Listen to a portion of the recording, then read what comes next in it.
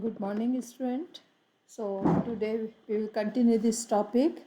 So before we start our lecture or video, we just discuss some previous points which you have learned in previous video. It was Pteridophyta. Pteridophyta is the first terrestrial plants, and it is true plants because it's contain vascular tissues for transmissions, translocation of food and water. So it is called as true plants, first terrestrial true plants. There are two type of leaves in pteridophytes.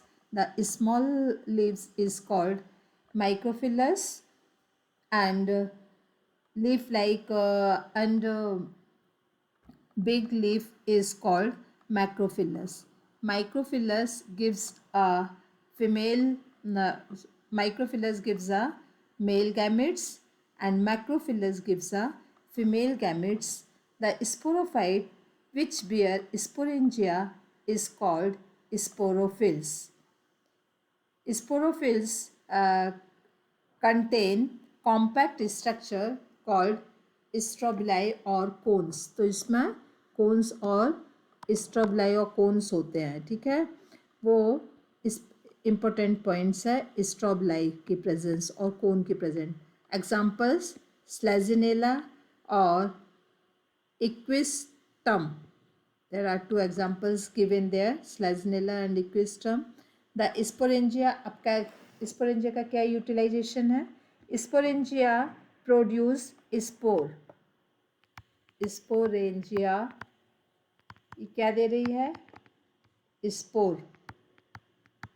It's produce spore by meiosis division.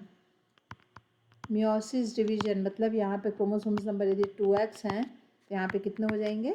x हो जाएंगे. These spores germinate to gives rise multicellular strong body or strong plants, multicellular free living photosynthetic thalloid gametophyte. Spores क्या produce कर रहा है? Gametophytic stage. ये gametophyte nature का होता है. Prothallus.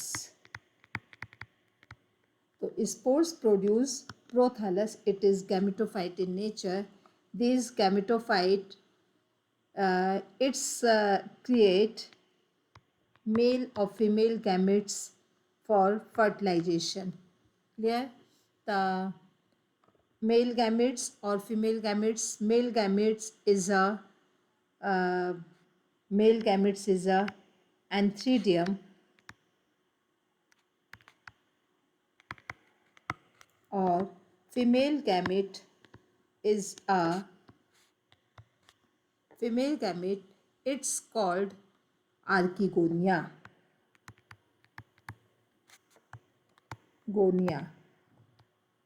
Clear, student?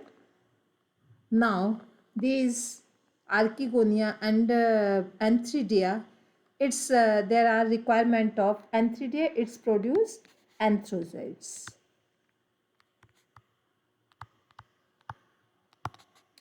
Anthrozoids. These anthrozoids go in mouth of the archegonia, and where egg is present, there fusions of egg with anthrozoids and form. ठीक है, anthrozoids fuse with egg.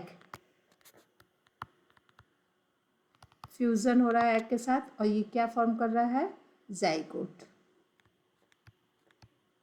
तो ये जो zygote form हो रहा है spores से antherozoid से एक सेल तक का जो है गैमेटोफिटिक स्टेज है, और जाइगोट से फिर टू एक्सिस पे स्टेज या स्पोरोफिटिक स्टेज शुरू हो जाती है, स्पोरोफाइट. अब ये जाइगोट ये क्या प्रोड्यूस कर रहा है? Sporophyte. It is multicellular well defined structure, और इट इज़ स्पोरोफाइट कैसा है? इंडिपेंडेंट. देन ये बिल्कुल एकदम फ्री स्ट्रक्चर है इट इज़ इंडिपेंडेंट स्ट्रक्चर क्या है, characteristic feature of pteridophyte. Main plant कैसा है इसका, स्पोरोफाइट। स्टूडेंट आपको समझ में आ रहा होगा सर, तो अकॉर्डिंग दैट आप रीड करोगे। टाइडोफाइट का जो मेन जो स्टेज है वो स्पोरोफिटिक स्टेज है, जो कि पूरी तरीके से इंडिपेंडेंट होती है, और ये दो तरीके के स्पोर्स डेवलप कर रहा है, ठीक है, होमोस्पोरस और heterosporous. Homosporous like स्लेजिनेला and Salvinia, और हिट्रोस्पोरस लाइक जैसे मेगास्पोर्स और माइक्रोस्पोर्स अलग अलग डेवलप हो रहे हैं। ये हिट्रोस्पोर्स में जब दो तरीके के स्पोर्स डेवलप होते हैं, ठीक है। टाइडोफाइट डिवाइड इन 4 क्लास। टाइडोफाइट की 4 क्लास कौन कौन सी हैं, फर्स्ट इज सिलेप्सिडा, सेकंड में लाइकोप्सिडा, थर्ड वन इज स्लेजिनेला और स्फिनियोप्सिडा, फोर्थ वन इज टेरिप्टोप्सिडा और Dipteris. So these are the some classifications of Pteridophyte.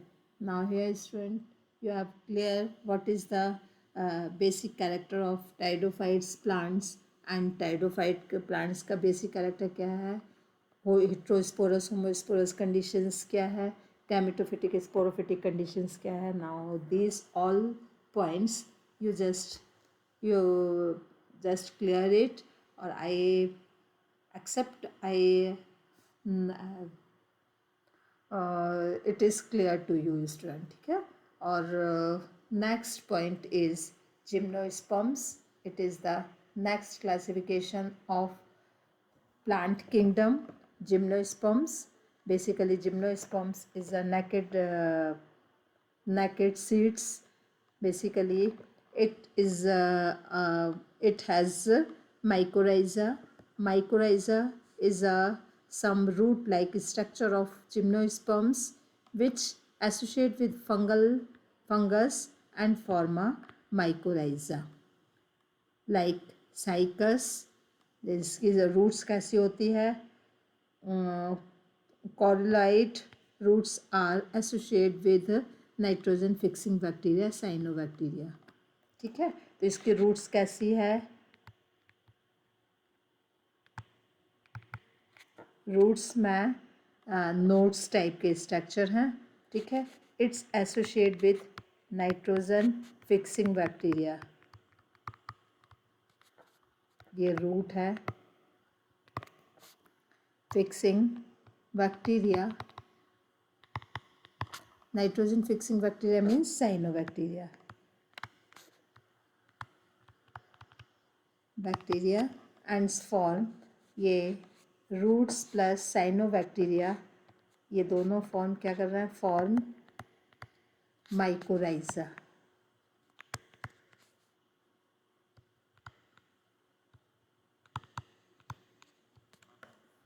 Clear student. से तो this mycorrhiza is a specific character in gymnosperms root, especially cycas root, or pinus root, and it is needle like leaves. जो needle like leaves है ये surface area को reduce करती है, और thick cuticle और शक्कन स्टोमेटा होते हैं जो कि वाटर एब्जॉर्प्शंस और वाटर के लॉस को मिनिमाइज करते हैं. तो this is the gymnosperms. The examples of gymnosperms, basically you have seen, see this figure A, B and C, some figures are given there. The name of ABC, cycas, pinus and jingo. ये कौन सा है, jingo. This one is pinus and this one is cycas. तो 3 examples यहाँ पे दिए हुए हैं. स्पेशली कैरेक्टरिस्टिक फीचर क्या है जिम्नोस्पर्म्स का, मोस्टली दे आर हिट्रोस्पोरस. टाइडोफाइट में होमोस्पोरस भी हैं, हिट्रोस्पोरस भी हैं, बट यहाँ डेवलपमेंट है, और gymnosperms totally heterosporous means 2 type के स्पोर्स प्रोड्यूस कर रहा है, हैप्लॉइड माइक्रोस्पोर्स और megaspores. The name of spores is microspore, micro and mega. That's a reason it is called heterosporic, heterosporous conditions. Clear? The second point is leaves are sporophylls, जिसमें spores होते हैं. The structure which contain spores is called sporophylls. Sporophylls are spirally arranged along the axis of their legs and compact strobili or cones. The strobili क्या है? It is bearing two types of leaves, microsporophylls and it's produce microsporangia और male strobili. जो microsporophylls है वो क्या develop कर रहा है? Male strobili. Microsporophylls develop male strobili. Clear?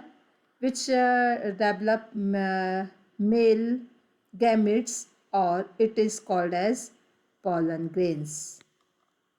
ठीक है, गैमेटोफाइट रिड्यूस हो रहा है और ये क्या बना रहा है? pollen grains. The development of pollen grains takes place within the microsporangia. This one microsporangia. microsporangia के अंदर क्या डेवलप हो रहा है? pollen grains. The cones which are bearing megasporophylls is called megasporangia. megasporangia क्या दे रहा है? female strobili. female strobili it gives a nucellus or in case of cycas megaspores. female strobili क्या दे रहा है? megaspore. megaspore mother cell develop होकर और अंत में क्या डेवलप करता है? Compact structure ovule. तो we can understand by this कि फर्स्ट आया megasporangia, then female strobilus, then megaspores, fourth one is ovule. Clear? The ovule are borne on megasporophylls which are basically female cone. Clear? वो क्या है? एक female cone के form पर होता है. The megaspore mother cell divided mitotically to form 4 megaspores, one of them enclosed with a megasporangium nucellus develop into a multicellular female gametophyte. ठीक है, और ये फीमेल गैमेटोफाइट डेवलप हो रहा था. How to develop female gametophyte? Female gametophyte in gymnosperms it is heterosporous in nature, means it's produce two haploid microspores and megaspores. The megaspores contain a cone-like structure. It is called megasporangia. Megasporangia contain female strobili. Female strobili basically megaspores. Female strobili क्या produce कर रहा है? Megaspores. और megaspores में nucellus और ovule two part. ठीक है, nucellus और ओव्यूल ये कैसे नेचर के हैं? ये बेसिकली इसका जो नेचर है गैमेटोफिटिक है. ये मेगास्पोर मदर सेल डिवाइड हो रहा है और 4 मेगास्पोर्स बना रहा है आफ्टर मियोसिस डिवीजन के थ्रू, जिसमें एक मेगास्पोर्स मेगास्पोरेंजिया पर कवर्ड होकर और एक फीमेल गैमेटोफाइट बना रहा है. ठीक है, फीमेल गैमेटोफाइट बेसिकली 1 और 2 आर्किगोनिया और फीमेल सेक्स ऑर्गन है. ये 2 आर्किगोनिया और 2 गैमेट्स को बियर कर रही है. इट इज़ आर्किगोनिया और फीमेल सेक्स ऑर्गन. ठीक है, the multicellular female gametophyte is also retained in megasporangia. Female gametophyte किसके अंदर है? मेगास्पोरेंजिया. ठीक है, ब्रायोफाइट टाइडोफाइट में क्या होता है? क्या डिफरेंस है यहाँ पर? ब्रायोफाइट एंड टाइडोफाइट और जिम्नोस्पर्म्स तीनों में बेसिकली मेल और female gametophytes do not have in independent free living existence. They remain within the sporangia, retain on the sporophyte. The pollen grains is released from the microsporangia. They are carried air current and come in contact with the opening of ovule bond on megasporophylls. The pollen tubes carrying, just वही हो रहा है यहाँ पे pollination. The pollen tubes carrying the male gametes, pollen tubes carrying the male gametes grow towards archegonia. जैसे pollen tubes formation, जिसको pollen tubes pollen grains germination भी आप इसको कह सकते हो. In ovule and discharge their contents near the mouth of archegonia. और ये pollen tubes के में 2 मेल गैमेट्स आ रहे हैं आर्कीगोनिया में. ठीक है. और क्या हो रहा है, fertilisation, zygote develop into embryo and वही same position just like in angiospermic plants. Zygote develop into an embryo and ovule into seeds. Zygote जो है एम्ब्रियो में डेवलप हो रहा है और ओब्यूल से डेवलप हो रहा है सीड्स में. The seeds are not covered. Seeds इसके नेकेड हैं. It is not including ovary wall. So this is the characteristic feature of gymnosperm. Now student, in chapter 3 by plant kingdom it is start from first point to gymnosperm. Angiosperm is a deleted portion, so I will not explain it. It is deleted portion.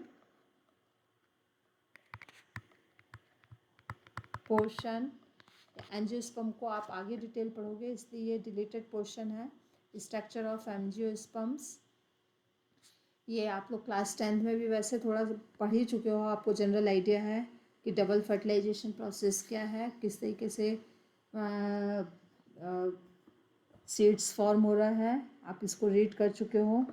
ये basic idea है, इसको एक बार read कर लेना. बिल्कुल slip नहीं करना है क्योंकि आगे जाके ये काम आएगा. तो आप इसको रीड करोगे. मुझे किसी समय पर आपको कोई प्रॉब्लम होगी then I will take class, but this time it is deleted portion.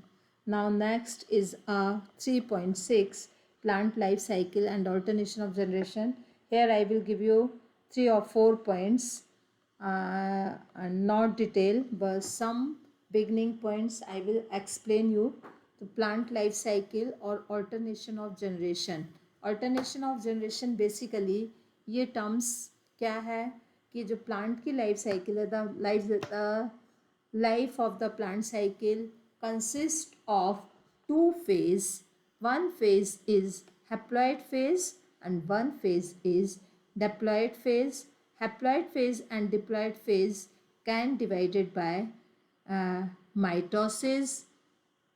The ability leads to formation of different body. और वही प्लांट बॉडी फॉर्म करती है, उसमें हैप्लॉइड भी होते हैं ऑर्गन्स, डिप्लॉइड भी होते हैं. The haploid plant body produce gametes. हमेशा हैप्लॉइड प्लांट बॉडी क्या देगी, gametes. Haploid plant body produce gametes by meiosis. This when gametes are form then this represent gametophyte. जब गैमेट्स फॉर्म हो रहे हैं तो जिस बॉडी और जिस स्टेप से गैमेटोफाइट्स और गैमेट्स फॉर्म हो रहा है वो पूरी स्टेज गैमेटोफाइट स्टेज है.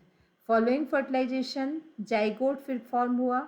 Zygote again divide by mitosis division and diploid and form diploid sporophyte. यदि जाइगोट जो है माइटोसिस डिवीजन के थ्रू ग्रो करके एक प्लांट बॉडी दे रहा है, उसमें मियोसिस डिवीजन नहीं हुआ है, that phase is called diploid sporophyte phase.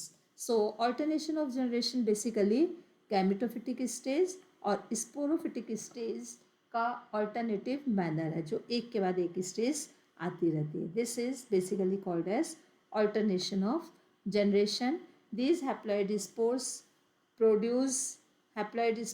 produced by meiosis division and these haploid spores develop क्या डेवलप करेंगे हैप्लॉइड स्पोर्स, गैमेटोफाइट. ठीक है. और इस तरीके से गैमेटोफिटिक स्टेज और जो स्पोरोफिटिक स्टेज ऑल्टरनेटिव मैनर पर